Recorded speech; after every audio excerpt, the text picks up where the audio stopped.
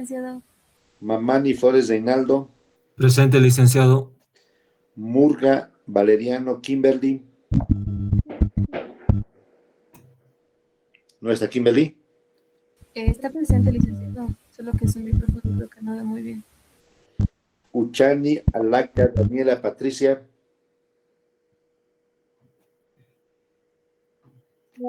Uchani. Creo que Uchani es la que no puede hablar, ¿no? Está mal de su gargantita, ¿no? Sí, licenciado. Ya. Pero a ver, que encienda su cámara, por favor, ¿ya? Ya. Aquí ahora los compañeros nos van a hablar de los impuestos municipales a las transferencias. Entonces, comencemos, jóvenes.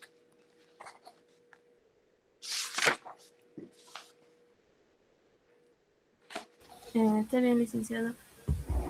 Buenos días, licenciado. Buenos días, compañeros. Licenciado, mil disculpas. Creo que hubo un problema con la compañera Daniela. Ella tenía que presentar nuestras diapositivas. ¿Está bien si lo hacemos sin diapositivas? Oh, sí, está bien, está bien, está bien.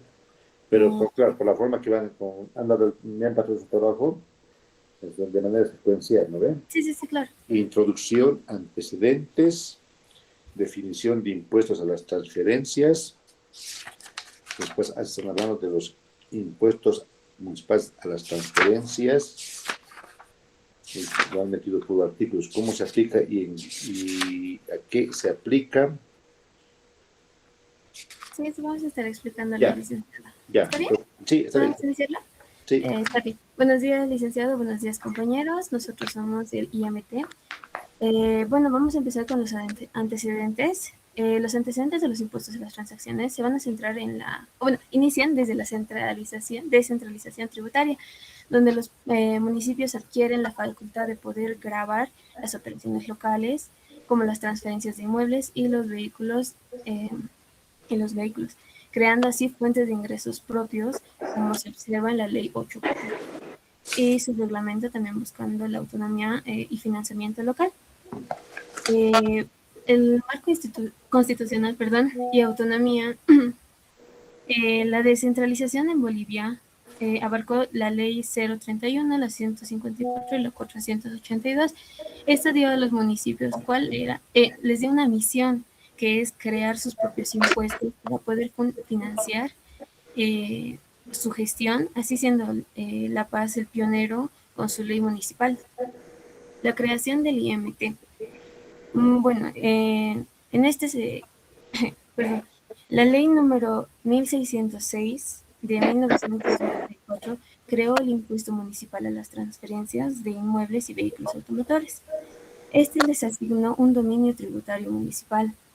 Ahora, la reglamentación. En el decreto Supremo 24054 de 1995, el reglamento del IMT estableció normas uniformes para la aplicación y el cobro por su parte de los municipios. Ahora, definición. Vamos a hablar sobre su definición. Según García Vizcaíno, es un impuesto indirecto que grava de manera perdón, que grava la mera transferencia onerosa de los inmuebles a que se refiere la ley, pues el mismo no hace efectivo el sujeto pasivo determinando con ley como lo es el vendedor, sino paga el comprador.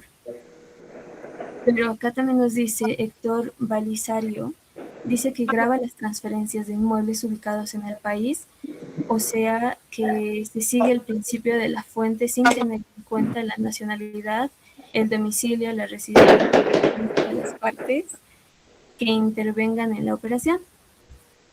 Ahora le voy a pasar la palabra a mi compañera Kimberly.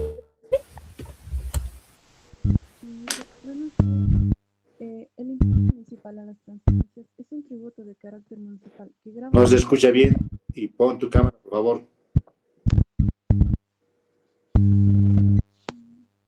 ¿Se escucha, licenciado? Aumentó un poco tu volumen. El impuesto municipal a las transferencias es un tributo de carácter municipal que grava la transferencia de dominio o de propiedad de bienes inmuebles y vehículos automotores. Su finalidad es recaudar los recursos para el municipio y formalizar legalmente la transferencia de propiedad ante las autoridades competentes. Esto se encuentra regido en la Ley 1606, la Ley 843 y el Decreto Supremo en el Decreto Supremo número 24054. Este impuesto constituye un ingreso propio de los gobiernos municipales, ya que su recaudación corresponde al municipio en cuya jurisdicción se encuentre registrado el bien objeto de la transferencia. De esta manera, el impuesto municipal a las transferencias se consolida como un mecanismo de financiamiento directo para la gestión municipal, contribuyendo al sostenimiento de sus funciones y servicios locales.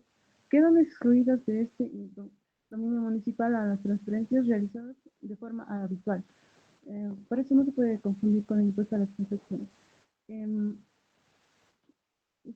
de forma habitual, por causas comerciales, importaciones o fabricantes, por tratarse de actividades propias de un giro comercial. Asimismo, si bien la Dirección General de Impuestos Internos ejerce funciones de fiscalización y apoyo para garantizar la correcta aplicación y recaudación del impuesto, estos se realizan en favor de los gobiernos municipales, pudiendo incluso efectuar la cobranza por cuenta de estos, sin que esto implique un costo adicional para las entidades municipales. Le voy a pasar la palabra a mi compañero López. Buenos días, licenciado. ¿Cómo se aplica? ¿A qué se aplica? Este impuesto se cobra cuando una persona vende o transfiere la propiedad de una casa, terreno, departamento o vehículo que está registrada legalmente. Es decir, el impuesto aparece cuando se cambia de dueño a un inmueble o vehículo. El impuesto se activa en el momento en que se firma el contrato de venta o el documento que demuestre la transferencia como una compra y venta. No importa si el comprador termina de pagar después, lo importante es la fecha en la que se firma el documento donde se realiza la transferencia. En el caso de arrendamiento financiero, el impuesto se paga cuando se firma el contrato inicial. No se firma, no da al hecho generado cuando se firma, sino se da cuando en el pago final, cuando el arrendatario decide comprar. Para el cálculo cuándo se debe pagar, se toma el valor por el cual se está vendido el bien. El contribuyente debe presentar la declaración jurada y pagar este impuesto dentro de los 10 días hábiles siguientes desde la firma del contrato o del acto de transferencia en el banco que esté autorizado, que va a autorizar en este caso el gobierno municipal. Este impuesto solo se aplica a ventas ocasionales realizadas por personas que no se dedican habitualmente al negocio de vender inmuebles y vehículos. Si se trata de empresas que están dentro de su giro de compra y venta, no están dentro, sino están dentro del impuesto a las transferencias. Le voy a ceder la palabra a mi compañero. Mm, ya está bien, licenciado. No sé si se me escucha bien, licenciado. Yo voy a hablar sobre las características. Acá vamos a agarrar 4 puntos. Bueno, el primero sería que el impuesto es de naturaleza municipal. ¿Eso a qué se refiere? Que el IMT no lo va a cobrar el Estado, sino el gobierno autónomo municipal. El dinero que se va a recaudar se queda en el municipio y sirve para obras, servicios y los gastos públicos. Ahora, el siguiente punto sería el impuesto es directo. ¿Eso a qué se refiere? Que el IMT es directo porque recae de manera inmediata sobre el sujeto que realiza la transferencia del bien. Este se paga directamente por la persona que eh, transfiere el bien, ¿no? El impuesto es real. Es un impuesto real porque se aplica sin considerar las características personales del contribuyente. Este se basa exclusivamente en el objeto del tributo, es decir, en el valor económico. Solo importa el valor del bien que se transfiere, no se toma en cuenta si la persona es rica o si la persona es pobre, otras características así. El último sería, no tiene contraprestación. Al pagar el IMT no recibes un servicio específico a cambio. El dinero se usa para el beneficio general del municipio. Ahora le paso la palabra a mi compañero Rodrigo.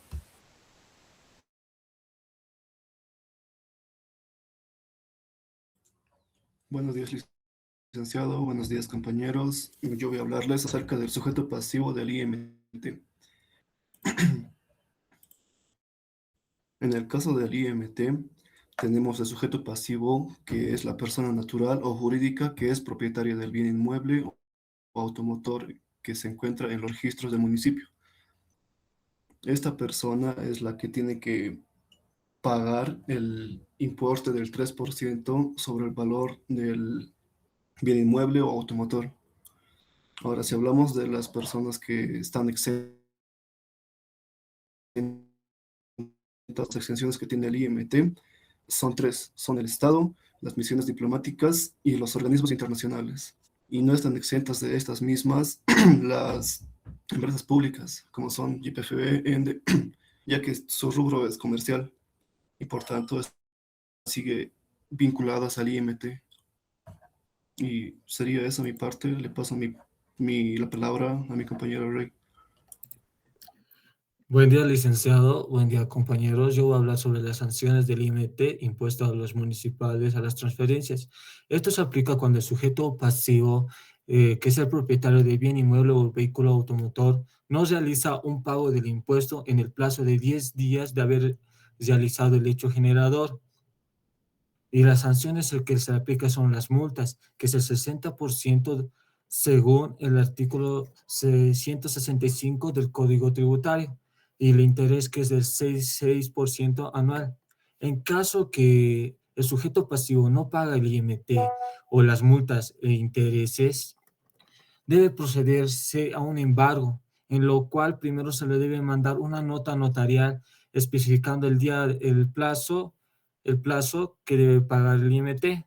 Pero digamos que el sujeto pasivo no ha pagado el IMT hasta de haberlo mandado igual el que se llama la nota notarial, se aplica el embargo, que se le puede embargar sus cuentas bancarias, que también se le puede embargar el bien inmueble o el vehículo automotor, pero eso no significa que haya perdido su bien inmueble, solo es una garantía para que el sujeto pasivo pueda realizar el pago del impuesto.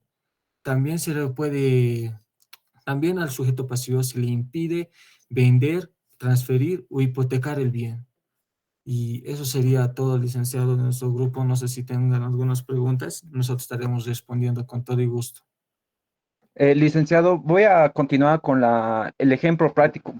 Juan decide vender su automóvil usado a María. El vehículo está registrado en el municipio. Es la primera vez que Juan lo vende. El precio acordado es de 50,000. Cuando María y Juan firman el documento de transferencia, que es la minuta, ese día se considera el momento en que se genera el impuesto, sin importar si María le paga el total ese mismo día o después el impuesto, que en ese caso la alicota se le aplicará el 3%, que nos da 1,500.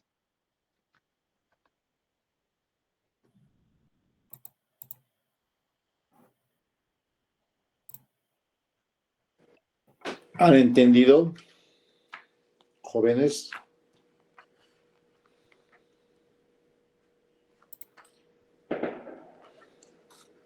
A ver, ¿cuál es el objeto de este impuesto? Han señalado que se aplica este impuesto a todos los actos o negocios jurídicos de compra y venta de bienes inmuebles o muebles sujetos a registro. Ya. Y también han señalado a negocios de arrendamiento financiero, ¿verdad? Entonces se aplica a tres elementos. Pregunta: ¿a qué se llama bienes muebles sujetos a registro?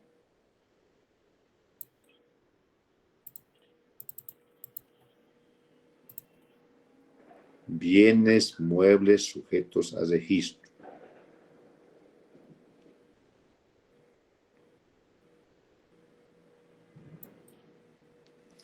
Bienes inmuebles sujetos a registro, ¿qué es?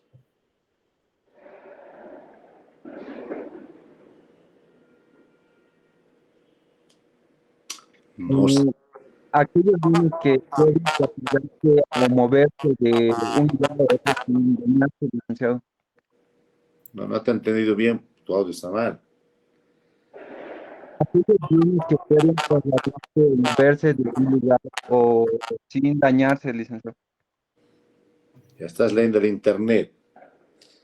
Pero a ver, bienes inmuebles, son aquellos bienes que están enclavados en el suelo, que no se pueden trasladar de un lugar a otro lugar. Entonces estamos hablando de casas, de propiedades inmuebles, ya sean no horizontales o horizontales. Cuando hablamos de horizontales hablamos de edificios. Ahora, ¿qué son bienes muebles sujetos a registro? Porque este impuesto también se aplica a esos bienes. Son bienes que se pueden mover, licenciado, como autos, camiones. Ya, perfecto. O sea, serían las movilidades, las motocicletas, Yo soy el interruptor. y serían los tractores, Sí, licenciado. las excavadoras, también serían. Ahora, ¿qué es un arrendamiento financiero? Ustedes han dicho, porque no es lo mismo que un contrato de arrendamiento. En otras palabras, también se conoce con los contratos de venta bajo sujeto a condiciones. Digamos, te vendo mi casa si es que llegas a tener un bebé que sea varoncito, digamos. Es similar a eso. ¿Qué es un contrato de arrendamiento financiero? También se paga, ahí también se paga impuestos. Es que también tienen que conocer esa parte. Similar a un contrato de pagos, un pago adicional para así ser propietario. No se escucha nada. ¿Tu audio está mal o no sé? Porque después he escuchado a todos bien. Pese que aquí está lleno de petardos, pero sigo escuchando. Un contrato de alquiler, pero con una condición que al último pago se puede realizar un pago adicional para que sea propietario del bien. Más o menos. A ver, otro. Licenciado, no sé si estoy bien, pero podría ser ¿cómo decirlo? Un alquiler con promesa de venta. Ya, Se podría decir así, no sé si estoy bien, ¿no? claro. El arrendatario va a usar, digamos, los pagos de las cuotas y al final el último pago ya sería para poder Claro, comprar. exactamente.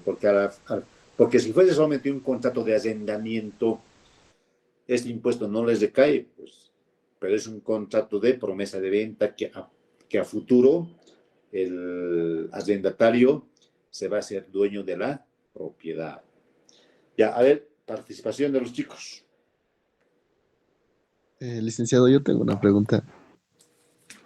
Ya, ¿cómo te llamas? Bueno, a Pasa Cruz, licenciado. Pasa Cruz Deynor. Sí. A ver, de Ya, uno. la consulta es la siguiente. En este impuesto nos han hablado de que es cuando hay la transferencia o la venta de un bien. Ahora, yo tengo entendido que hay, aparte de este impuesto, hay dos otros impuestos.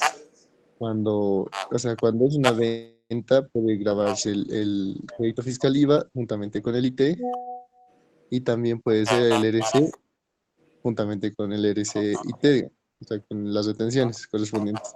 Ahora, ¿cómo se podría diferenciar cuándo se debe hacer cada impuesto? En su caso, ¿cómo se debería identificar cuándo se debe aplicar este impuesto que nos cuesta? ¿Han entendido la pregunta? Yo más o menos que no entendí porque no se escucha bien tu audio. ¿Puedes repetir, licenciado, Pasa compañero? Deynor, no se escucha bien tu audio. Ya, más que todo era que, licenciado, conocemos hasta el momento, bueno, aparte de este impuesto hay otros dos impuestos, ¿verdad? El IVA y también el IT, o sea, el impuesto a las transacciones. Ahora, ¿cuándo se debería aplicar este impuesto que ellos han expuesto en caso de que no esté grabado el IVA? Ah, ya. Este impuesto tiene relación con el IVA y con el ITC, con el impuesto a la transferencia. Entonces, ¿cuándo se debe de aplicar este impuesto cuando no está grabado con el IVA, no? Es tu pregunta, ¿no? Sí, licenciado. A ver, En la ley también nos dice que quedan excluidas de este dominio de impuesto municipal de transferencias, las transferencias realizadas de forma habitual por casas comerciales, importadoras, fabricantes o por tratarse de actividades propias de su giro comercial. entonces no se escucha, pues no es buena a veces las clases virtuales, ¿no? A ver, otro que conteste, que le conteste a Deino.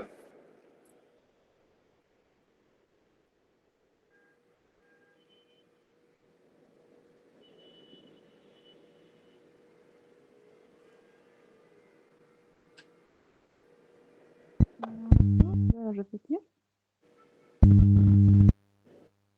Y ya. Quedan excluidas de este dominio municipal las transferencias realizadas de forma habitual por casas comerciales, importadoras o fabricantes por tratarse de actividades propias de su giro comercial. Entonces no se puede igualar este impuesto municipal a las transferencias del 3% con otro impuesto como puede ser el ITE, que eso es ya de acuerdo a su giro comercial de la empresa. O sea, cuando se realizan los contratos o los negocios de compra y venta de vehículos o inmuebles, solamente se paga el impuesto municipal a la transferencia. No se puede pagar el impuesto a la transferencia y menos el IVA. Esa es tu respuesta, ¿no ven?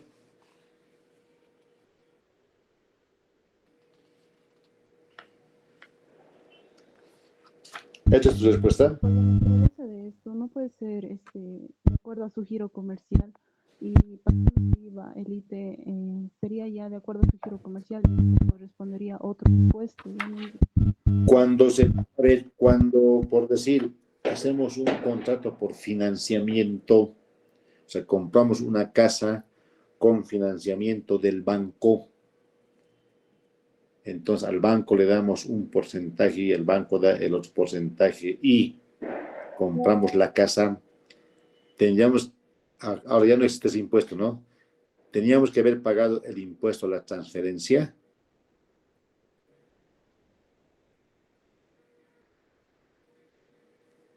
Deino, por ahí va tu pregunta, ¿no? Sí, licenciado. ¿Cómo es, chicos? Se están aplazando. Licenciado, no sé si estoy mal, pero el IMT se trata de transferencias eventuales, lo que no pasa con casas comerciales o giros, o como usted dice, en el caso del banco, si el banco te está financiando cierta cantidad y otro importe estás dándolo tú, va a depender mucho si pagas el IMT o el IT, porque el IT es un impuesto nacional, el IMT es municipal. Ahora, si va a ser la primera vez que el bien inmueble o automotor está registrado en los registros del gobierno, si va a ser la primera vez, se paga el ITE. Ahora, si quieres hacer de aquí a un tiempo la venta de ese bien inmueble, una vez que ya esté registrado en los derechos del Vale. gobierno, ya paga el IMT. Sí, está bien. Otra pregunta. Licenciado, yo quisiera hacer una Andy, consulta al grupo. A ver, ¿cómo te llamas? Santos, Micaela. Santos Micaela, bien, no has venido, pues, chicos. Sí, perdón, licenciado. Bueno, Santos Mora Micaela. Ya. sí, Pregunta. la consulta del grupo es, al momento de realizar el pago efectivo de dicho impuesto, ¿qué documentos se presentan frente a la alcaldía? Ya. Han hablado también de eso, han hablado ustedes, chicos. ¿Cuál es la documentación que se presenta para pagar este impuesto? ¿Ese impuesto es directo o indirecto?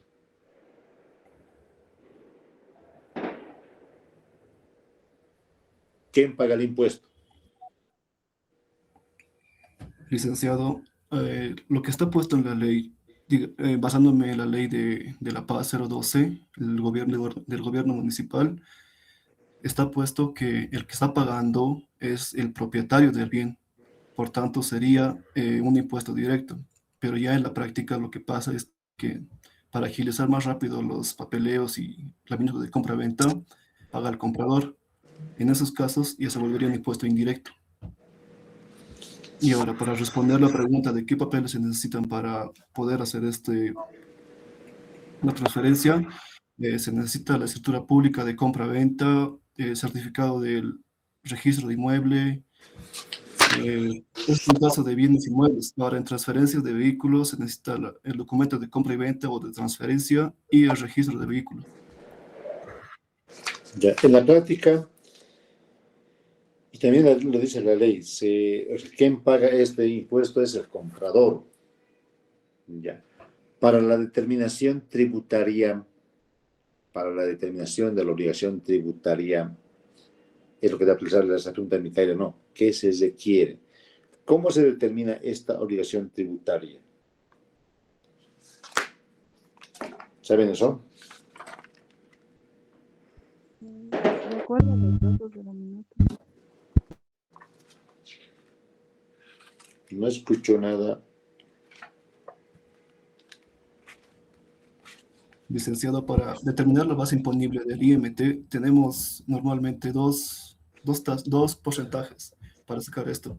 Uno es el que está en los registros del gobierno y otro es el valor que estamos poniendo en la minuta. Démosle que en la minuta estamos poniéndole un valor de $100,000, pero en los registros del gobierno está con $110,000. Para determinar el impuesto se tiene que agarrar el mayor importe y sacar de ese importe la alícuota del 3% para pagar el IMT. O sea, de acuerdo a la minuta. De acuerdo al valor que sea mayor, licenciado. Puede ser el valor de la minuta o puede ser el valor que está en los registros del municipio. No es de acuerdo a la base imponible del valor de la propiedad. No, sí, eso. Perdón, licenciado. Ah. ¿Qué tal, Micaela? ¿Te consta bien?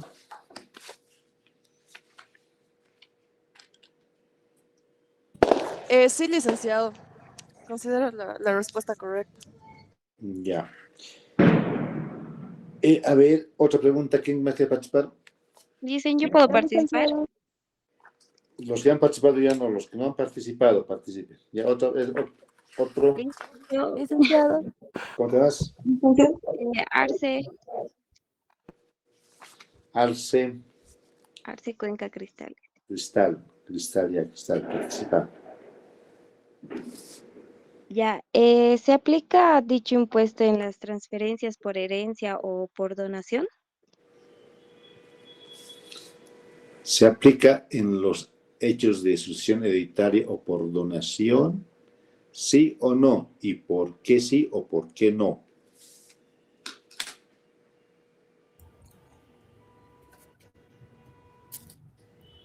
Licenciado, para responder la pregunta, usamos el decreto supremo 24054, en el cual nos especifica el soporte de las sucesiones hereditarias y usucapación.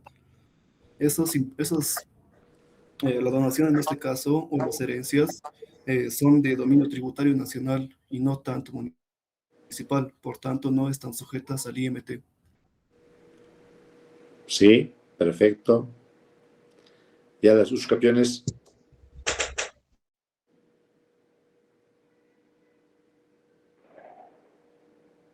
¿Saben qué es un usucapión? Sí. A las ventas judiciales.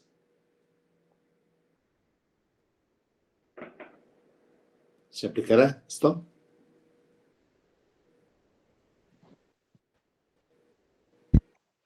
Sí, licenciado, porque es una onerosa. Solo Calizaya señala y les está salvando por no aplazarse. Javier, Rodrigo, López Alejandro, López Ryan. Presente. ¿Se aplica este impuesto a las usucapiones y a las ventas judiciales?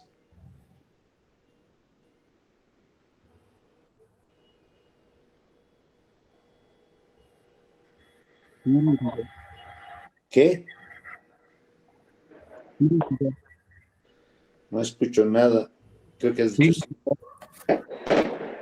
Sí, se aplica. La diferencia es que es una venta judicial. ¿Qué es una venta judicial? Cuando en una subasta de mate, el juez o la autoridad administrativa firma la minuta de compra-venta como propietario. Ya. ¿Alguien más? Sí, licenciado. Dayana. ¿Dayana de qué apellido? Bisaluque. Bisaluque Dayana, ya. A ver, ¿qué vas a preguntar, Dayana? Ya, la pregunta es, ¿cuál es el tratamiento tributario de este impuesto cuando se realiza una transmisión de bienes inmuebles o vehículos automotores, ya sea por herencia o donación? No, pero es la misma pregunta que estás preguntando. No se aplica, estos impuestos no se aplica a sucesiones ni a donaciones. Pregunta reiterativa. Otra pregunta. Yo licenciado Alarcón. Ya, último, ya. Después comenzamos con otro grupo. Tenemos dos grupos más. Ya. ¿Cuáles son los periodos fiscales o el periodo fiscal? Ya, eso también han explicado. A ver, ya reiterados. ¿Cómo te llamas?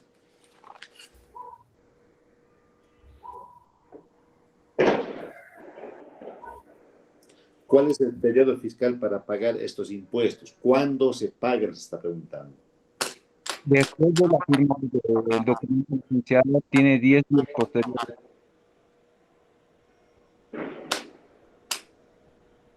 Sí, perfecto. Ya. ¿Cómo te llamas? ¿La que te he preguntado? Alarcón dice. Alarcón. Salgueiro. Sí, licenciado. Ya. Grupo 14. Averanga Choque Marco Antonio. Presente, licenciado. Saca Choque Nancy Caroline. Presente, licenciado. Nina Paredes Natalie Vania. Presente, licenciado. Huanca Guarachi Darwin Edward. Presente, licenciado. Laime Ramos Cristian Reinaldo. Presente, licenciado. Ya, los jóvenes van a hablar el impuesto a los vehículos propiedad de automotores. Ya, comiencen porque ya descansaremos 5 minutos, ¿ya? Tomaremos agüita. 10:10 comenzamos. Está bien, licenciado.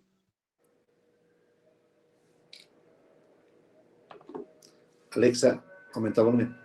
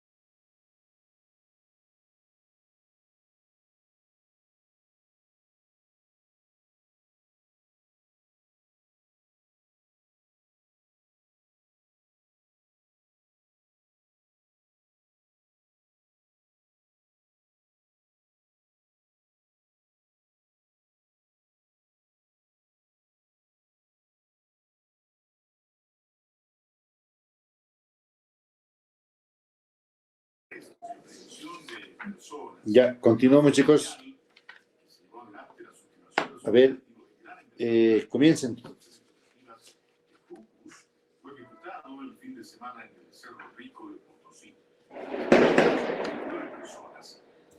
Está bien, licenciado. Un momentito.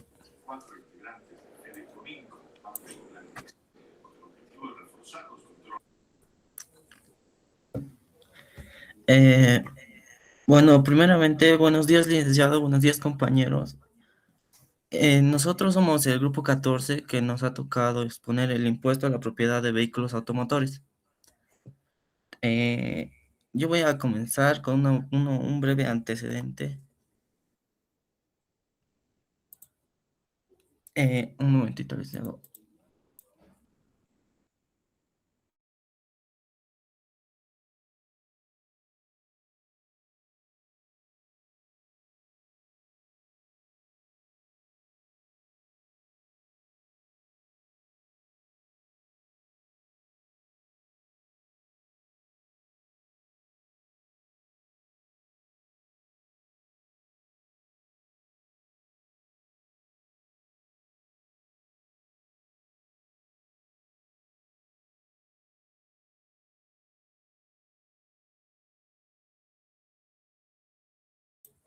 Ah, sí, licenciado, perdón. Tuve un pequeño problemita. Un breve antecedente. El impuesto a la propiedad de vehículos automotores fue, o también conocido como impuesto vehicular, fue creado el 20 de mayo de 1996 por, durante el gobierno de Víctor Paz Estenssoro. Este impuesto fue creado con el fin de recaudar fondos o ingresos para los gobiernos municipales. Estos ingresos eran destinados o son destinados para para obras públicas, pero principalmente son destinados para mantenimiento de carreteras, avenidas, calles, en sí todo lo que usa indirectamente los vehículos.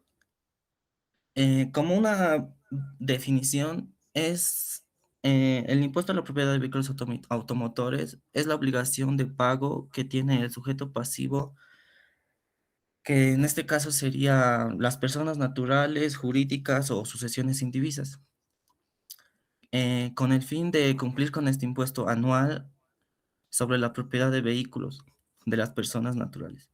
Se clasifica como un impuesto directo porque identifica plenamente al sujeto pasivo en su calidad de propietario. Es directo porque aplica a los vehículos automotores que están en una municipalidad o registrados en una jurisdicción. Eso sería un breve resumen del por qué es directo. Al aplicar la alícuota sobre el valor de mercado del automotor, el tributo se ajusta a la capacidad contributiva del titular. A mayor valor del activo, mayor es la obligación tributaria. Esto se basa en base a la escala impositiva que saca el gobierno el gobierno mediante resolución suprema que nos da la escala impositiva de valores de mercado de cada vehículo. Eh, Eso es mi parte. Ahora mi compañero va a continuar con lo siguiente. Buenos días, licenciado. Buenos días, compañeros. Yo voy a hablar sobre la estructura del IPVA, que consta de 7 partes. Como ya sabemos, inicia con el hecho generador, sigue la materia imponible o base u objeto del impuesto, después la base imponible o gravable, después sigue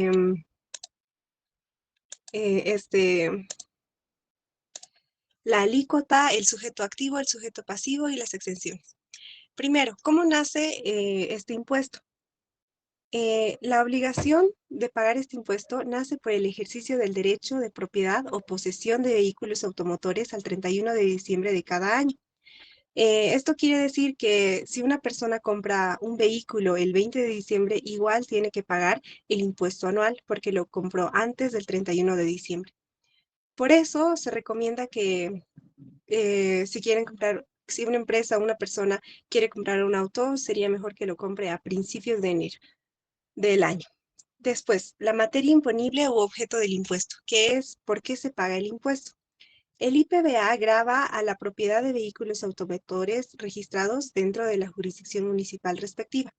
Esto se encuentra en la Ley 843, título cuarto, capítulo segundo, y también está en el Decreto Supremo 2405, artículo primero. La base imponible o gravable es el monto sobre el cual se aplica este impuesto. Más adelante mi compañera va a dar un ejemplo más detallado de esto, pero les puedo decir que se consideran las tablas que el Ministerio de Hacienda, que tiene que concordar con la representación de Asociación de los Gobiernos Municipales, aprueban mediante resolución suprema y posteriormente se publican en la Gaceta Oficial. Siguiente diapositiva, por favor. Siguiente es la alícuota, que es el porcentaje que se aplica a la base imponible. Este difiere y es dada por los valores de los vehículos automotores que el Poder Ejecutivo cambia anualmente mediante resolución suprema.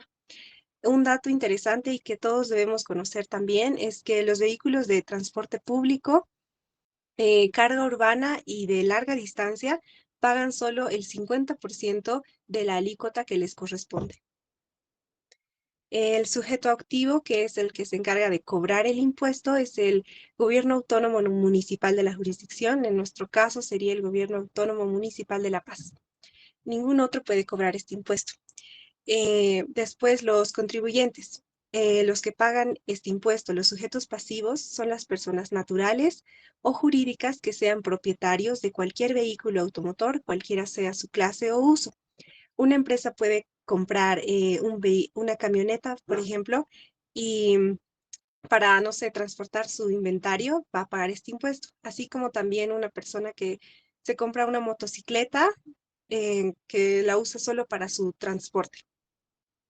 Y las exenciones son los vehículos automóviles de propiedad del gobierno central, que no tienen que hacer ningún trámite para estar exentos de este impuesto. Ellos simplemente no pagan. Y los vehículos automotores pertenecientes a las misiones diplomáticas, consulares, extranjeras y embajadas. Ellos sí tienen que hacer un pequeño trámite que simplemente se hace presentando su carnet, la minuta del automóvil y eso sería mi parte. Muchas gracias.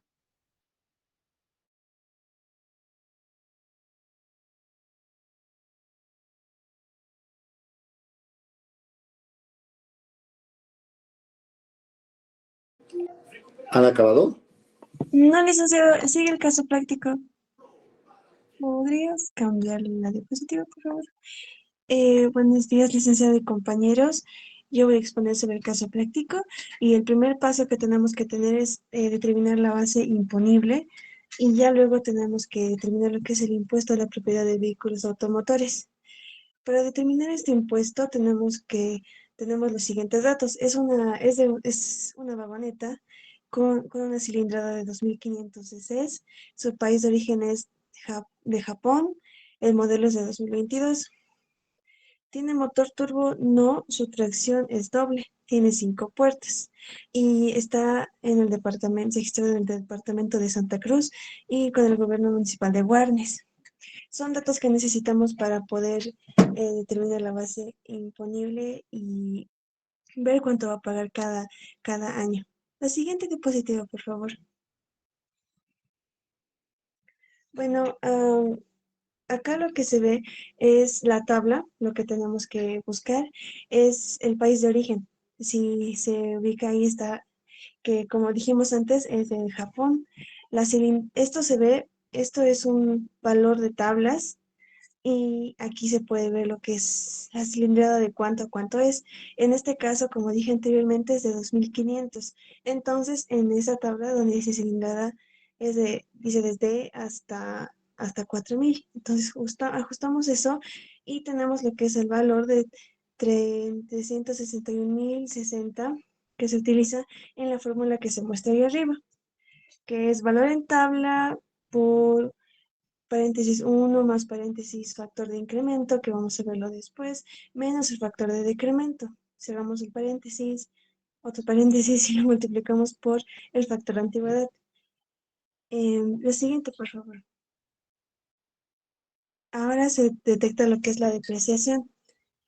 Y esto lo que hace es de ver en qué modelo de año es el auto y con esto se calcula el factor, que es importante para lo que es calcular la base imponible. Como es del 2022, que está anotado allá, se ajusta a 0,64% y va a ser de ayuda para más adelante. Siguiente diapositiva, por favor. Después sigue lo que es el factor de corrección, que es el modelo turbo, que antes ya lo habíamos mencionado, y si tiene doble tracción o no.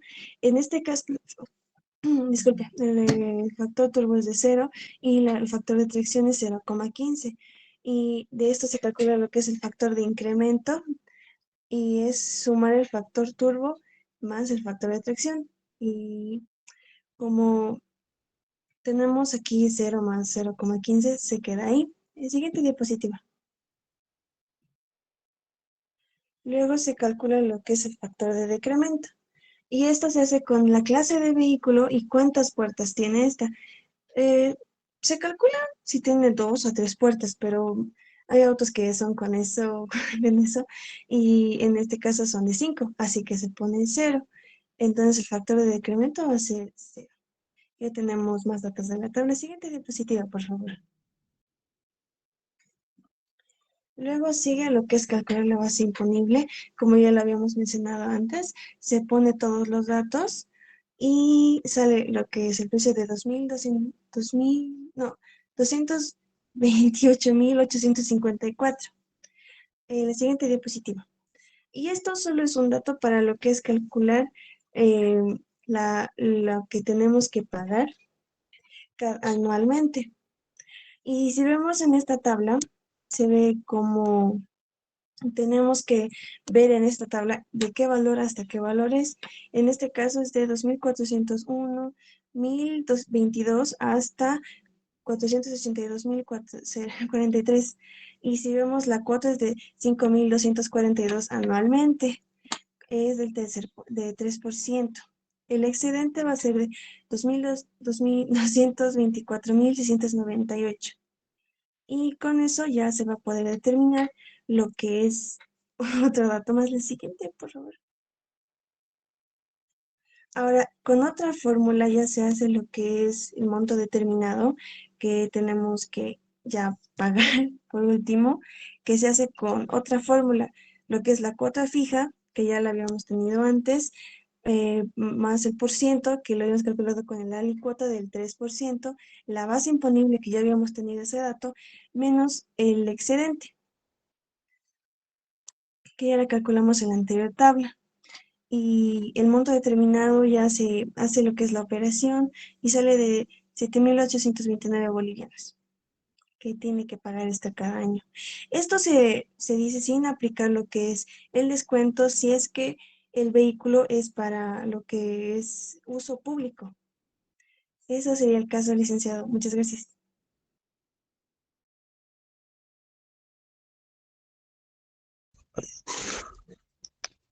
Buenas, continuando con la parte en el marco legal, tenemos que la ley 843 nos muestra que es un impuesto anual a los vehículos automotores de cualquier clase o categoría. También nos dice que son sujetos pasivos del impuesto las personas naturales o personas jurídicas y también las asociaciones indivisas que sean propietarios de cualquier vehículo automotor. En la ley también nos muestra quiénes están exentos, que ya lo había dicho antes, que vuelvo a recalcar, uno, que son los vehículos automotores de las propiedades del gobierno central, también los gobiernos municipales, las corporaciones regionales de desarrollo, las instituciones públicas, y también tenemos los vehículos automotores pertenecientes a misiones diplomáticas. Estas con el fin de reciprocidad entre países. También nos dice que la base imponible es el valor de ex aduana fijado anualmente, aplicando la depreciación del 20% sobre el saldo que tenemos, hasta llegar a un monto, a un valor residual del 10,7% del valor del origen, el cual se mantiene hasta dar de baja el vehículo. También en el Decreto Supremo 2454 nos dice que el impuesto a la propiedad de los vehículos automotores establece su base imponible en el valor del vehículo, es decir, según las tablas oficiales que son publicadas.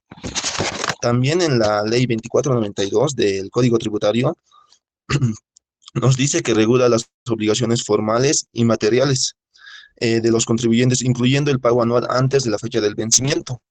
Entre ellas también tenemos los gobiernos municipales, que son aquellos que determinan las alícuotas y fecha de pago, con la fiscalización de impuestos nacionales para asegurar el cobro. Va a seguir mi compañero. Muy buenos días. Continuando con la exposición, yo voy a hablar sobre las sanciones.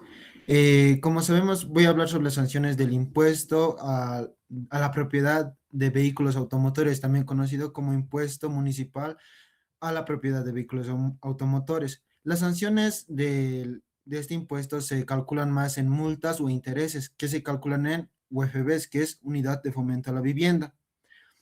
Según el artículo 165 de la Ley 2492, como dice en la diapositiva, la sanción por omisión o pago es del 50% al 100% del tributo adecuado, más intereses moratorios al 1% mensual o tasa variable fijada por el SIN, Servicio de Impuestos Nacionales.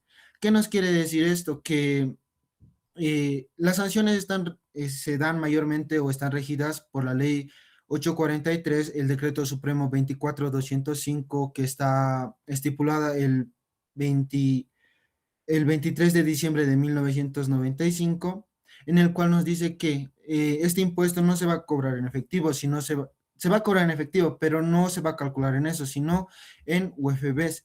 Los UFBs se calculan sobre las tablas que se dan anualmente por las municipalidades. Los 3 casos de sanciones son multa por no pago oportuno. Primero, cada vehículo comienza con 50 UFBs y que puede llegar hasta los 1000 UFBs. Si persiste la infracción, en la cual hablaré qué se hace en un procedimiento de este impuesto, y si el vehículo no está registrado, se pasa de 150 a 300 UFBs. Por intereses moratorios, que es de 4% anual los primeros 4 años del vehículo, y después se basa a una tasa variable. Por la clausura inmediata por no inscripción en el registro del contribuyente. Esto nos quiere decir que la clausura de esta sanción o la sanción será dada de manera inmediata porque el contribuyente el vehículo no está registrada en la jurisdicción municipal.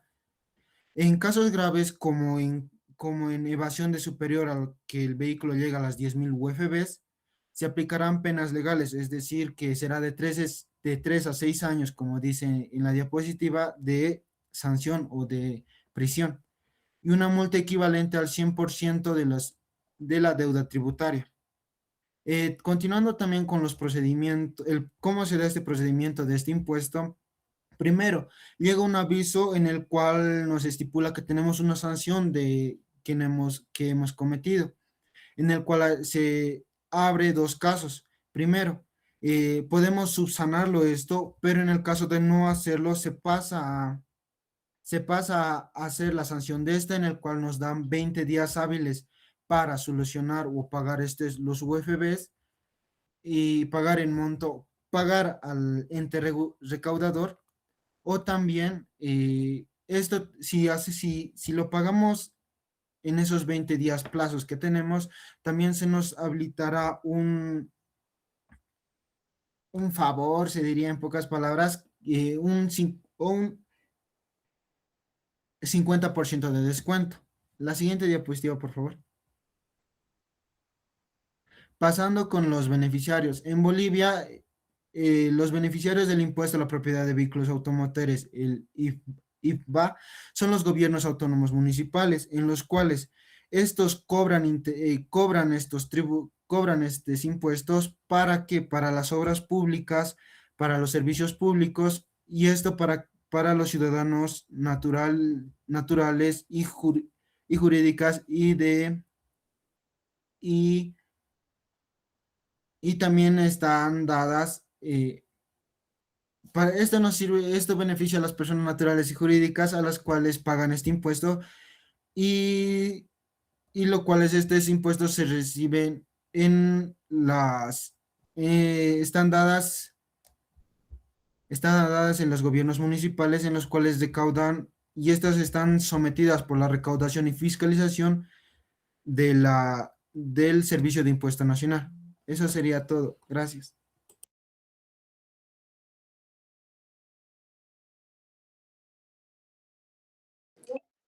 Han acabado, ¿no? ¿Han acabado? Sí, licenciado. Han hecho un trabajo bien sencillo, de pre-básico han hecho.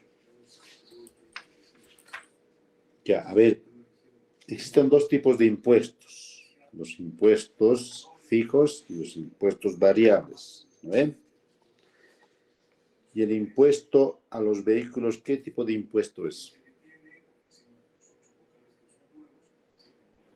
Licenciado, yo lo consideraría como que es variable, porque esto depende de qué marca de auto estés trayendo y diferentes datos que se va modificando el impuesto que se calcula en el RUAT. Así que yo creo que es variable. ¿Cómo va a ser variable el impuesto a los vehículos? A ver, cuando te digo qué tipo de impuesto es, o sea, ¿cómo se determina la base imponible de un impuesto? Fijo es cuando la ley determina cuánto se debe, cuánto o cómo se genera el hecho imponible o la base imponible. La ley ya ha determinado cuánto es o cómo es. En los variables hay que determinar ciertas circunstancias, el nacimiento del hecho generador, hay que determinar las circunstancias de las características del hecho generador para luego, es decir, determinar la base imponible. En este caso, ¿qué tipo de impuesto sería entonces?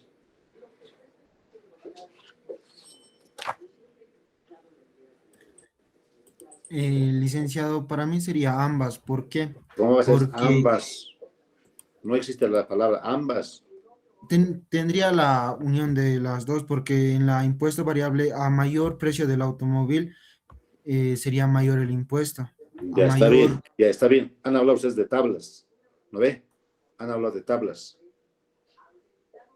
Esas tablas se modifican constantemente.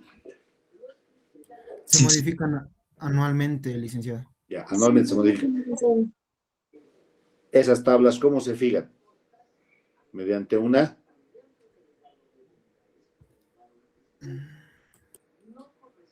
Pero ustedes mismos han dicho, pues. Mediante el Senado han dicho. Mediante resolución suprema. A ver, el gobierno dice, voy a cobrar tantos, pide autorización al Senado ya, y sus tablas se aprueban. Ya, la base imponible en estos, o sea, el impuesto de los vehículos, automotores o vehículos, tiene impuestos fijos porque el hecho imponible ya está determinado mediante esas tablas. No es variable porque no necesitamos hacer un estudio del hecho generador. ¿Cuándo se ha generado? ¿Cómo se ha generado? ¿Quiénes han participado? No. ¿Podemos al gobierno municipal tomarle el pelo? ¿Podemos hacer una declaración jurada este tipo de impuestos? No, ¿no ve? ¿Por qué? Porque ya está determinado en el impuesto. Han hecho un trabajo bien sencillo. ¿Por qué? ¿Por qué? Porque de paso se han puesto a leer.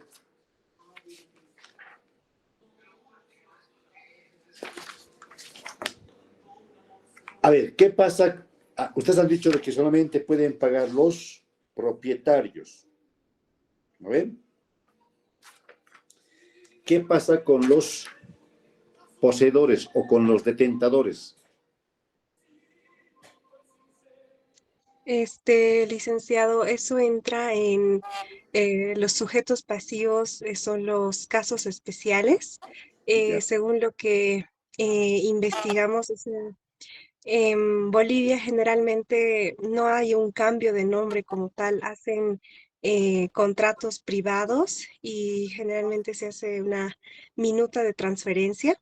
Entonces, se toma como que al nuevo propietario, como que a quien hay que cobrarle, es a quien tenga la factura de compra o a quien tenga la minuta de transferencia.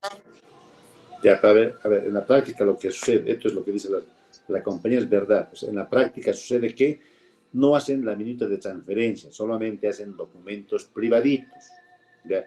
Esos documentos privados no tienen valor de transferencia, pero automáticamente el gobierno autónomo municipal, ¿a quién le va a intimar pagar la obligación tributaria? Al propietario, quien se encuentra registrado en el SUA, ¿no ven? Ya, hasta ahí estamos bien. Pero, ¿qué pasa si yo he comprado con un documento privadito un vehículo y yo estoy pagando los impuestos como poseedor? ¿El gobierno autónomo municipal puede hacer el cobro solidario al poseedor y al propietario? ¿Puede aceptar esta obligación tributaria como sustituto del propietario al poseedor o al detentador?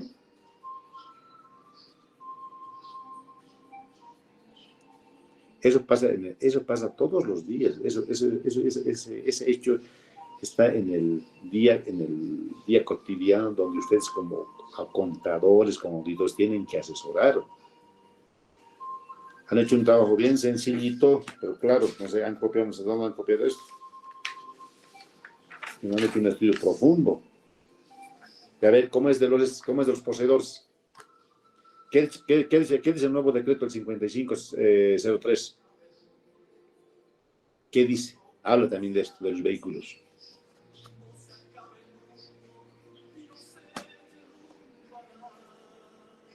Nina Paredes, Natalie, Vania. Sí, licenciado.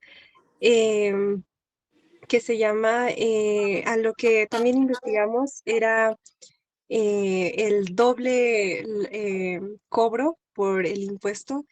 Como usted dice, en Bolivia sí pasa día a día que la persona que posee el vehículo paga este impuesto. Pero sí, cuando el gobierno autónomo se da cuenta de esto, puede cobrarle a quien tiene el vehículo a su nombre. O Y sea, me estás ocurre, diciendo que el gobierno, el negro Arias puede cobrarle al propietario y al poseedor. No, no es correcto. No, licenciado, se tendría que cobrar solo a uno. Exactamente, porque ese hecho imponible viene del gobierno autónomo municipal. Si no se puede pagar doble impuesto por el mismo vehículo, se podría decir. Ya. ¿A quién llamamos detentador? ¿Quién es el poseedor? Ya hemos dicho quién es el poseedor, el detentador. Bueno, eso les pasa por hacer un trabajo muy sencillo. Aquí no han puesto ni bases legales, han puesto definidos con 3 rengloncitos. Yo me doy la tarea de revisar trabajo por trabajo. A ver, Yesenia, ¿quieres preguntar algo? Sí, licenciado, buenos días. ¿Se me escucha? Sí. Licenciado, tal vez quisiera preguntar, ¿quiénes están exentos de de este impuesto, perdón? A ver, Yesenia, ¿cómo te apellidas? Chino Condori. Han explicado esa parte. Otra cosa, no estabas atento, pero a ver, explicarles quiénes están exentos de pagar impuestos sobre vehículos. están exentos los vehículos automotores de propiedad del gobierno central, del gobierno autónomo municipal y en general las instituciones públicas, y también los vehículos de los funcionarios extranjeros, internacionales, embajadas. Artículo 53 del Código o de la Ley 843.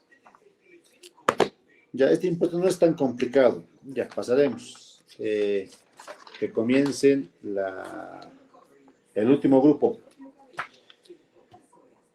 Coronel Roque Ana Gladys. Presente, licenciado. Ya, encienda su cámara.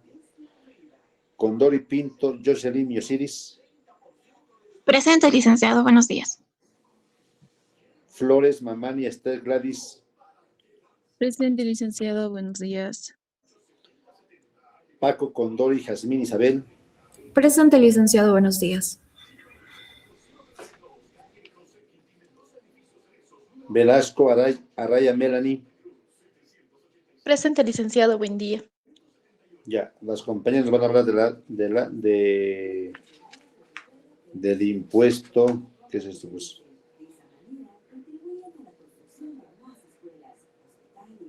¿dónde está su nombre de su impuesto? Impuesto a los juegos, que en carátula no lleva el nombre. De la IJ. Ya, comiencen.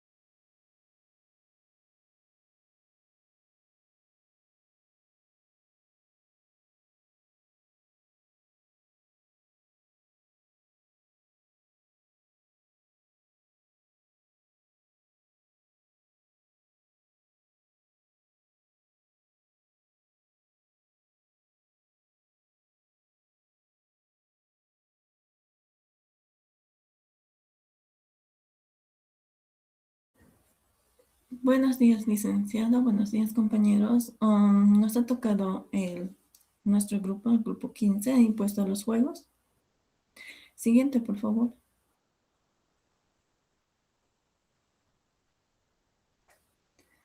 Bueno, aquí como antecedentes vamos a hablar sobre el impuesto al juego que se ha creado la ley número 60, el 25 de noviembre del 2010, estableció la regulación básica de los juegos de lotería y azar en Bolivia y en su régimen tributario. ¿Qué nos quiere decir en estos antecedentes?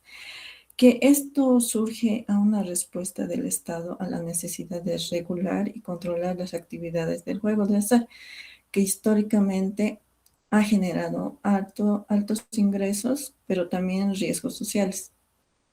Siguiente, por favor.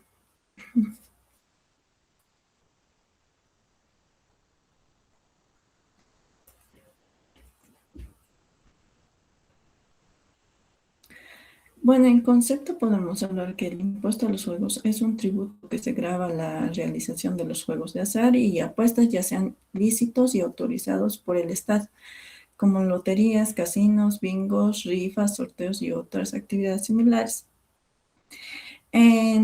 Aquí, como en el artículo 35 de la ley 843 nos dice que el impuesto al juego tiene por objeto gravar en todo el territorio Estado plurinacional la realización de estos juegos de azar y sorteos como las promociones empresariales. Siguiente, por favor.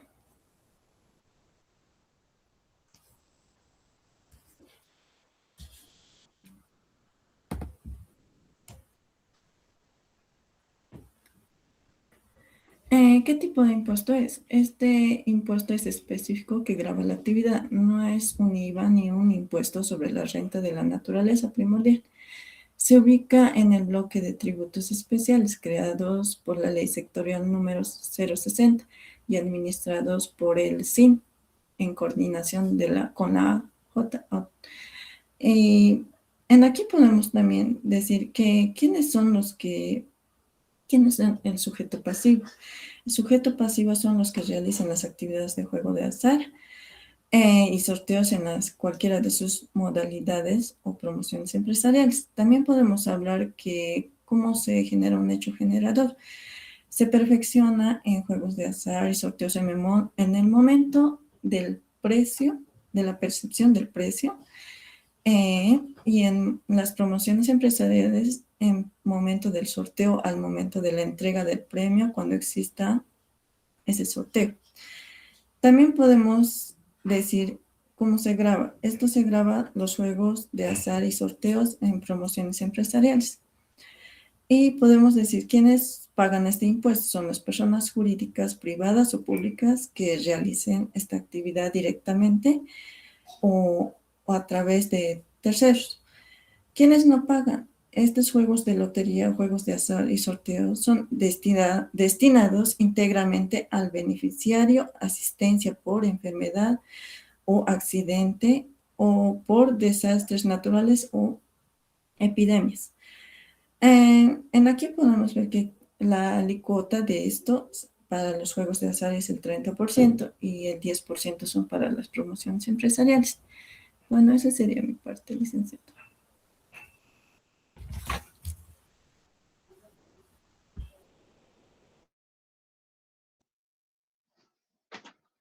Bueno, primeramente, buenos días, licenciado. Bueno, siguiente, por favor. Ya, bueno, ¿cómo se aplica este impuesto?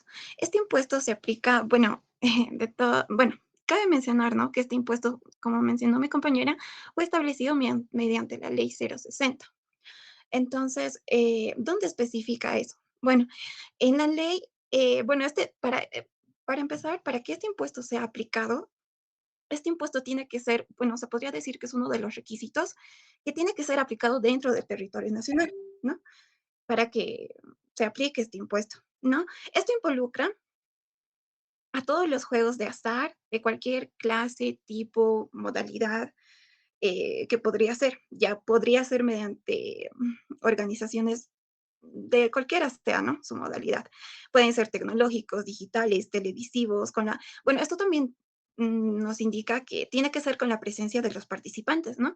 Ya podría ser mediante la transmisión, mediante cualquier otro medio de comunicación donde el participante pueda ver que esto se ha realizado de forma transparente, ¿no? Bueno, puede ser esto mediante la expedición de fichas, tickets, boletos, cupones, cualquiera sería el otro medio que le permita, ¿no? Al participante el acceso al juego. Siguiente, por favor. Bueno, el hecho generador de este impuesto se perfecciona en el momento en que se define los precios, ya sea por la venta de fichas, tickets, boletos, como mencionaba, ¿no? Cualquier otro medio en que se permita el acceso al juego, ya que esto tendría que ser facturado obligatoriamente, ¿no? Bueno, en la parte de la base imponible, se obtiene por el valor del ingreso que se obtiene al recaudar los montos por la venta de los boletos, fichas, tickets, por cualquiera sea de eso. En el momento en que se obtiene el valor del ingreso, en ese momento es donde se obtiene, ¿no? El ingreso bruto, y en ese momento es donde se puede calcular mediante eso la base imponible. Siguiente, por favor. Bueno, ¿quiénes pagan este impuesto? Lo pagan todas las personas jurídicas, privadas, públicas, que realizan, bueno, la actividad directamente o a través de terceros, ¿no? Y son obligados a declarar y a pagar los operadores de juegos, bueno, como principal, ¿no? En base a la alícuota, como mencionaba mi compañera, es del 30% para juegos de azar y sorteos, todo eso, y el 10% para promociones empresariales, ¿no? Bueno, siguiente, por favor. Bueno, en el procedimiento de estos pagos, se utiliza dos formularios, ¿no? Uno, el formulario 770, donde indica que son para los juegos de azar, sorteos y demás. Y bueno, el formulario 772, son para las promociones empresariales, ya que es diferente el trato, ¿no? Cuando se realiza el momento del importe para pagar el impuesto. Siguiente, por favor. Bueno, ¿a qué actividades aplica? Como mencioné en el principio, esto aplica a todo juego, se podría decir, en el momento en el que, como habíamos dicho, tiene que ser en el territorio nacional. Es uno de los principales requisitos para que pueda aplicarse este impuesto, ¿no? Y aquí involucra, como les decía, a los juegos de azar de cualquier clase, tipo, forma, organización, entonces donde podrían ser tecnológicos, digitales, televisivos, ¿no? Y como les mencionaba también, que tiene que ser bajo la presencia de los participantes, ¿no? Ya sea por mediante medios televisivos, o sea, donde se vea más conveniente para que vea el participante, ¿no? De que se actúe de la forma más transparente posible. Y bueno, le paso la palabra a mi compañera.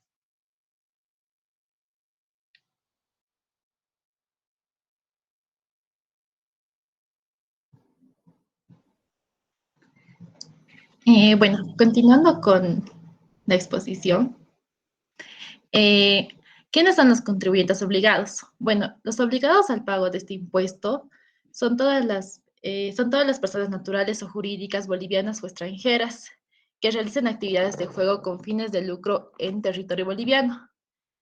Las personas jurídicas serían las sociedades, que son las empresas constituidas en Bolivia que explotan este juego.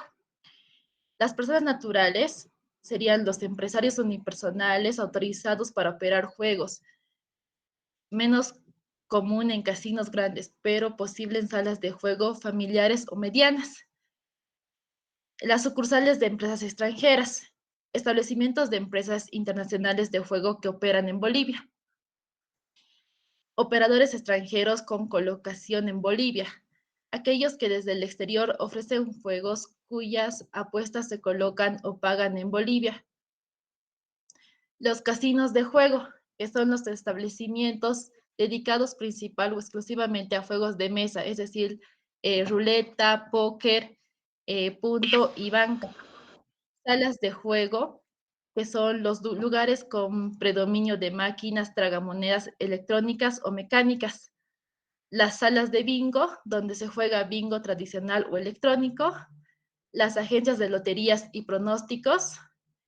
que es la Lotería Nacional, loterías departamentales, pronósticos deportivos, los hipódromos y canódromos, donde se realizan apuestas sobre carreras de caballos, los operadores de apuestas deportivas, que son presenciales y especialmente plataformas de apuestas deportivas en línea que operan en el país, y otros juegos de azar autorizados. Le paso la palabra a mi compañera. Bueno, continuando con la explicación, ya mis compañeros explicaron para quiénes se aplican, pero acotando a eso, se divide en contribuyentes directos, que también pasan a ser sujetos pasivos. Los contribuyentes directos son quienes están obligados a pagar el impuesto a la administración tributaria. Dentro de ellos están las empresas concesionarias, las agencias de lotería y pronósticos deportivos, las salas de bingo y organizadores de carreras, como los dijo mis compañeros. También hay sobre los sujetos que recae el hecho generador y ellos son quienes retienen el impuesto. Dentro de ellos están los jugadores o también los apostadores ganadores. Ahora, ¿cuándo se aplica el hecho generador? Les voy a dar algunos pequeños ejemplos. Por ejemplo, en los juegos de lotería, de pronósticos deportivos, bingo, el hecho generador sucede en la realización del sorteo, rifa o evento, que en ese mismo momento se determina quién ha sido el ganador. Y el momento de la retención para esos juegos es en el acto de la entrega del premio en dinero. Entonces, la empresa va a retener el porcentaje establecido por ley. También hay los tipos de juegos de casino, que ahí entran la ruleta, el tragamonedas, el blackjack, el póker y entre otros. En ese tipo de juegos, el hecho generador es el canje de fichas o créditos de juego por dinero en efectivo. El momento de la retención es al momento del canje, donde que siempre las ganancias superen al monto mínimo no imponible. Y también en el caso de los hipódromos, el hecho generador sucede en la realización de la carrera o evento. Y el momento de la retención sucede al pagar el premio al ganador que ha apostado. Le paso la palabra a mi compañera.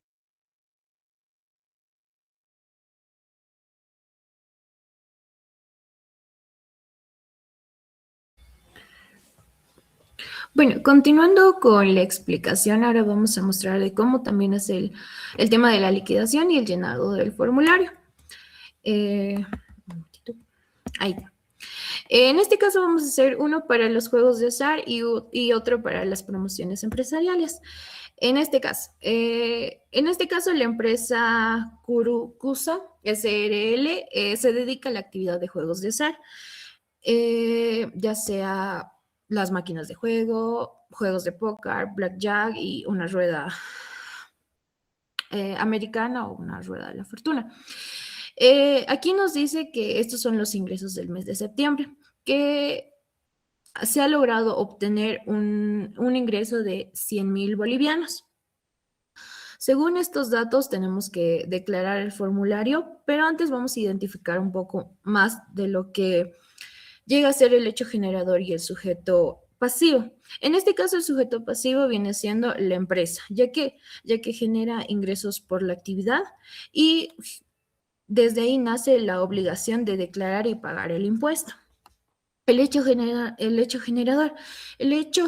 se da en el momento en que se genera ese ingreso, o sea, en que la empresa da ese ticket, ese pague y de eso se recibe el dinero.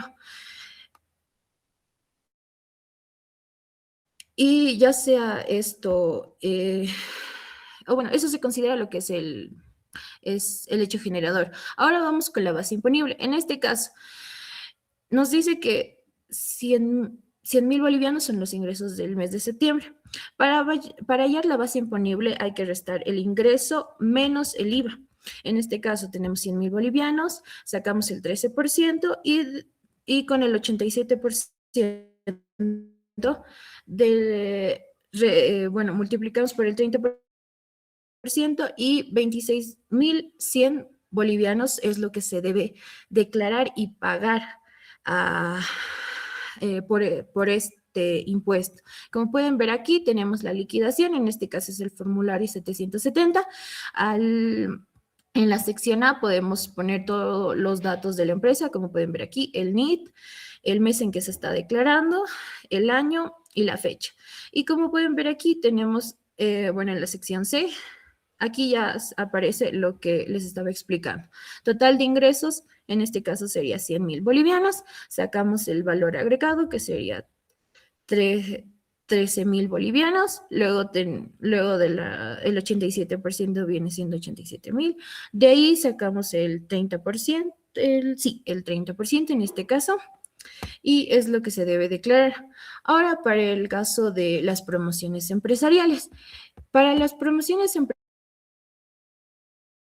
empresariales aquí, bueno, utilizamos el ejemplo de lo que es, bueno, en este caso, el ejemplo de Mi Teleférico, que aquí nos dice, ¿no?, que organizó una promoción empresarial denominada Mi Tarjeta Regalona, donde nos dice que es una promoción para premiar, es un sorteo entre sus usuarios más frecuentes, en los pasajeros que usan la aplicación y los que tienen tarjeta, para ganar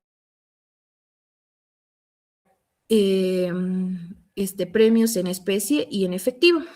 Aquí, como pueden ver, dice la fecha, el momento de la premiación, que es lo que nos importa, y aquí, como le digo, los premios. Se sortea un automóvil, refrigeradores, televisores, PlayStation, cocinas, secadoras, celulares, etc. Todo eso está evaluado por 1.000.000 de bolivianos y también hay un premio en efectivo. Todo esto, todo lo que está evaluado por 1.000.000 de bolivianos podemos considerar que es un premio en especie. Y el premio en efectivo, pues efectivo. En este caso, ¿qué viene siendo el sujeto pasivo? En este caso, bueno, podemos pensar tal vez que los sujetos pasivos vienen siendo los ganadores, ¿no?, del impuesto. Pero no, en este caso los ganadores no pagan este impuesto, sino ¿quién es el sujeto pasivo? La empresa. ¿Por qué? La empresa organiza y, bueno, es la que organiza y entrega los premios. El hecho generador nace en el momento en que la empresa, en este caso Mi Teleférico, sortea los premios. Como dicen, bueno, podemos decir que no importa si es en bienes o en especies o en dinero, todo está grabado por este impuesto. Ahora, la base imponible. En este caso, tomamos de referencia los dos tipos de bases. Hay que sacar la base imponible total. En este caso, el monto que es en especies, el monto que es en efectivo. Todo, bueno, sumado sería 1.005.000 bolivianos y de la base imponible total hay que sacar el 10%, que en este caso sería 100.500. Y para el llenado de formulario sería lo mismo. Aquí ponemos en el encabezado, en la parte A, ponemos lo que es los datos de la empresa, la fecha, y como dato importante, aquí se declara en el momento en que se hace el sorteo. Como pueden ver, en el mes 8, cuando se realiza el sorteo, en el mes 8. Y aquí abajo, igual. Como podemos ver, aquí en el formulario aparece ya sea en efectivo el premio, ya sea en especie o en servicio. En este caso, utilizamos lo que es el efectivo, lo que es la especie, sumamos en total la base imponible y de la base imponible sacamos el 10%. Bueno, licenciado, con eso sería todo. Gracias. Perfecto. ¿Han entendido, chicos? ¿Han sido claros y precisos? Su trabajo también se entiende. Dentro de este juego, ¿existe la figura de la detención? ¿O la percepción?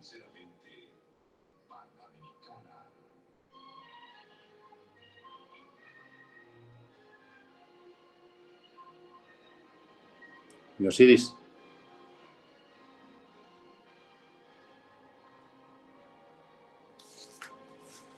¿Me escuchan?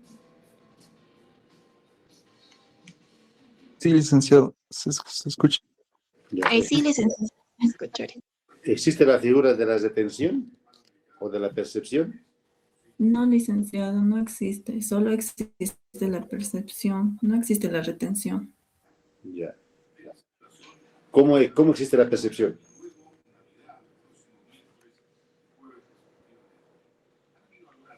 ¿Cómo se da la percepción?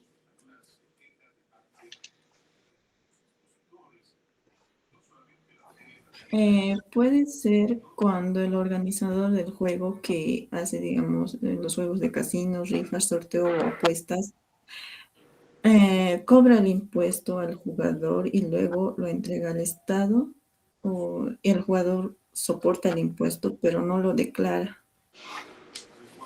Perfecto, buena respuesta. ¿Puede existir la solidaridad?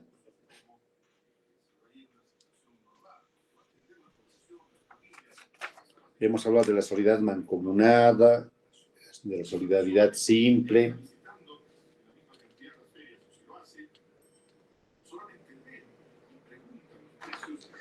¿Quién es el sujeto activo directamente?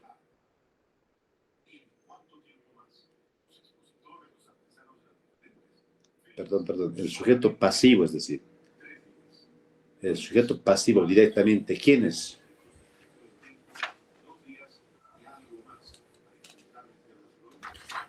Bueno, licenciado, en ambos casos bueno, en todos los ejemplos que hemos dado, el sujeto pasivo es la persona que está generando, ya sea el juego, la promoción, en sí es el que sí, tipo, da como ese servicio tal vez, o ese regalo en sí.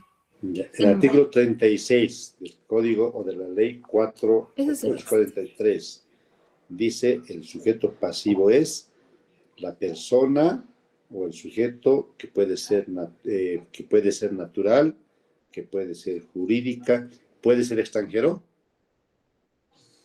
No, el licenciado no puede ser extranjero porque tiene que estar. ¿Por qué no puede ser extranjero? Porque como habíamos mencionado, tiene que realizarse. Bueno, esto tendría que estar probado que se está realizando dentro del territorio nacional. A ver, ¿quién es de qué me ha hablado? Con Dari Pinto, Jocelyn, licenciado. No, a ver. Pueden ser extranjeros, pero que tengan residencia en Bolivia. Por ejemplo, Bolivia. Coca-Cola. Coca-Cola es una empresa extranjera, ¿no ve? Sus representantes son extranjeros. Entonces, pueden ser también las personas naturales, jurídicas o extranjeras, ¿ya?, que realicen actividades de juegos de azar y sorteo. Los propietarios de Coca-Cola son extranjeros, pero en Bolivia existen representantes, ¿no ven? Responsables. ¿Puede haber solidaridad?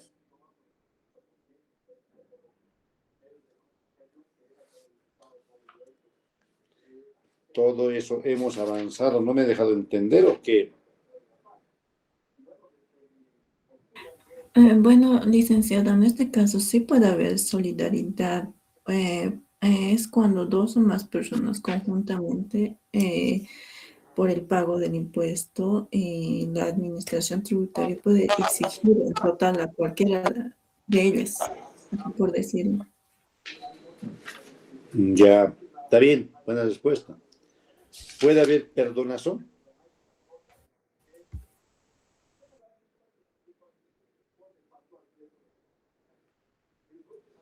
Señoritas, ya pues.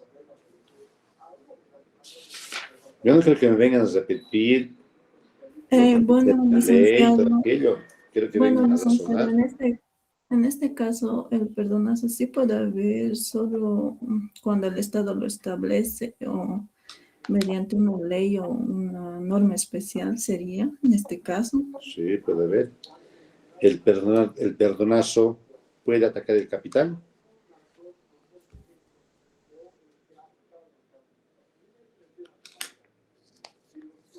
En este tipo de impuestos o de hechos imponibles no se ataca al capital, pero en otros casos sí hemos dicho, ¿no ve? Ya, a ver, participen. Yo dije Licenciado Álvarez López. Álvarez López. Sí, Álvarez López, Cecilia. sí. Las promociones como la doble recarga que ofrecen las empresas en telecomunicaciones aplican y cómo sería su aplicación. Buena pregunta. Las dobles promociones de recarga cuando aplican en TEL, ¿no ve? O cuando aplican Tigo. Bueno, de Tigo nunca he escuchado, che. ¿O sí? Creo que sabe ver, ¿no? Ya, a ver. En esos casos, ¿qué procede? ¿Le es aplicable el impuesto a juegos?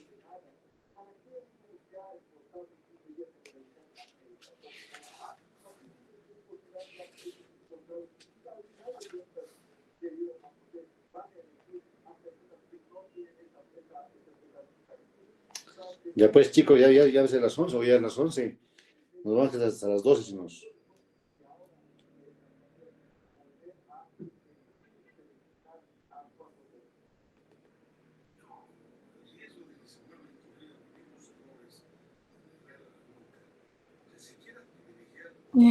Bueno, respondiendo a la pregunta, en estas promociones no implican un sorteo, pues ni una asignación aleatoria de premios, sino que son bonificaciones automáticas, así por decirlo, por recargar. No se consideran promociones empresariales como premios, como la ley exige al impuesto al juego. Ya, pueden ser bonificaciones. ¿Existen diferencias entre juegos de azar y sorteos? ¿O promociones?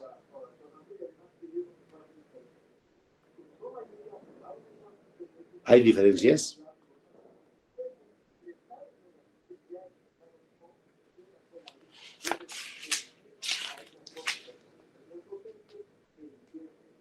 ¿Cómo es?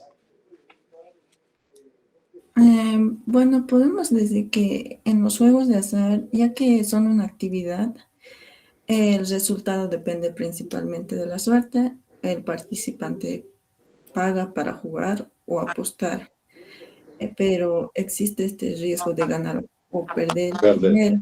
Ya. Ajá. Pero en las promociones empresariales el objetivo es promocionar un producto o servicio. La participación suele ser gratuita o condicionada a una compra. El premio es un incentivo, no el objeto principal, ya que Ya. eso Ahora, se- ¿a cuál de esos supuestos te ha hecho la pregunta ¿Quién ha preguntado más antes? ¿No quieres preguntar? Álvarez, ¿no? Sí, Lice.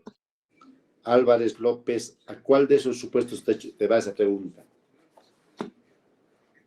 Sería una promoción, Lice. Entonces, ¿le es aplicable o no le es aplicable? Le es Eh, aplicable. Sí, o sea, eso he leído. Según yo es aplicable y más bien como no se sabe cuántas personas van a participar, digamos, ellos tienen por decir, o sea, su cálculo es diferente. Hacen y no sé cómo explicarle Pero bien, estas promociones, cuando te pregunta la Cecilia, te está hablando de promociones, de hecho, de Entel. Son promociones estatales o gubernamentales. Y cuando hay juegos de azar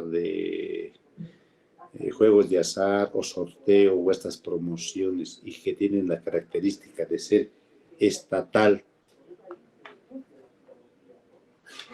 ¿le es aplicable?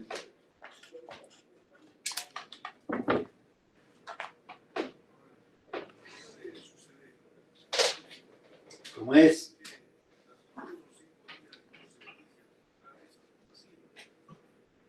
Licenciado, ¿no se tomaría más como una promoción comercial, ya que Intel está utilizando una estrategia de marketing y la participación, bueno, el premio no te lo dan en efectivo, sino te lo dan vía crédito? Entonces, el objetivo principal de Intel sería el marketing que está usando. Sí, pero ellos van a tener ganancias, pues. Ellos sacan réditos. Aparte de hacer marketing, tienen réditos. No les es aplicable, pues. ¿Por qué? Porque son estatales, son gubernamentales. Pero si fuesen promociones particulares, privados, porque los ingresos que entran a Entel, bueno, independientemente de los masistas se lo llevaban, ¿no ve? Pero el fin de los entes públicos que recaudan, su ente, acá es con fines de lucro.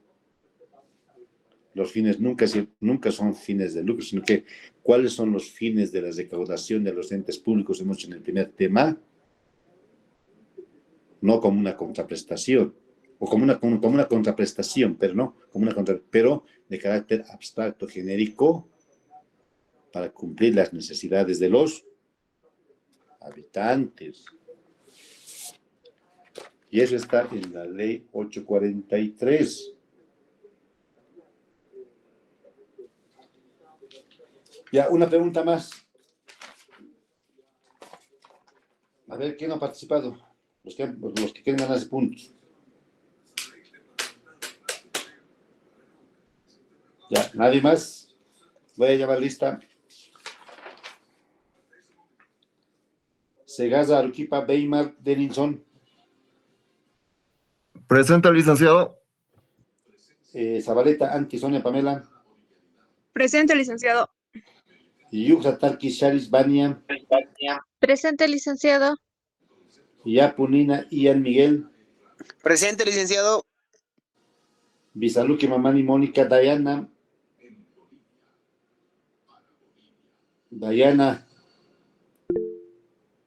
No está aparte. Villarruel, Ticona, Brenda, Belén. Presente, licenciado. Velasco, Araya, Melanie. Presente, licenciado. Vargas, Guachaya, Alejandra, Micaela. Presente, licenciado. Uchani, Alaca, Daniela, Patricia. Ella no ha venido al grupo y no ha participado tampoco y creo que se ha plantado hasta con ¿no? Con las diapositivas. Suárez, Alvarado, Jonathan, Elías. Presente, licenciado. Solís, Balboa, Corina.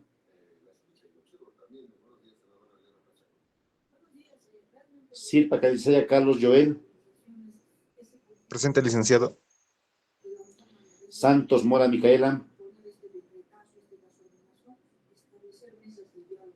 Santos, Mora, Micaela. No está. Presente, licenciado. Perdón. Saca, Choque, Nancy, Caroline.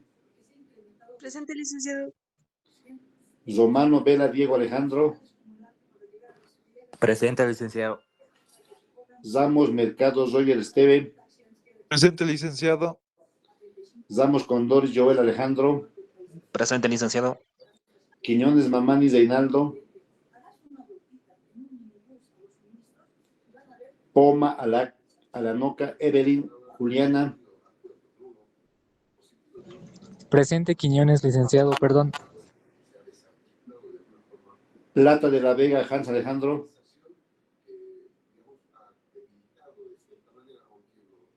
Pérez Mejía, Itam Llorén. Presente, licenciado. Alarcón, Salguero, Noelia. Noelia. Ha participado y se fue. No, mi micrófono está mal. Álvarez, López, Cecilia, Nicole. Presente, lice. Apaza, Callari, Iblin. Presente, licenciado. Apaza, Cruz de Inor.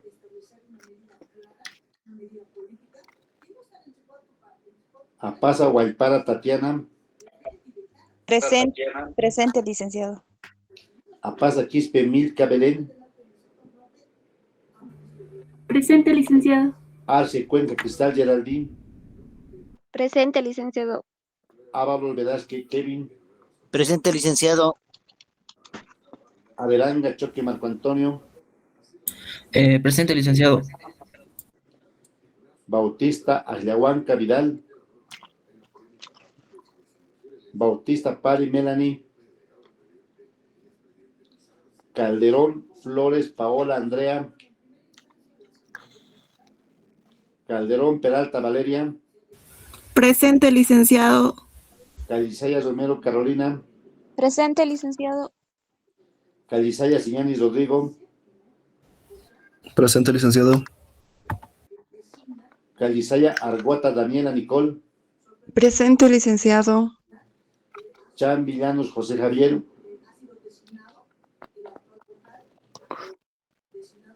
Chamizo Mendoza Iván.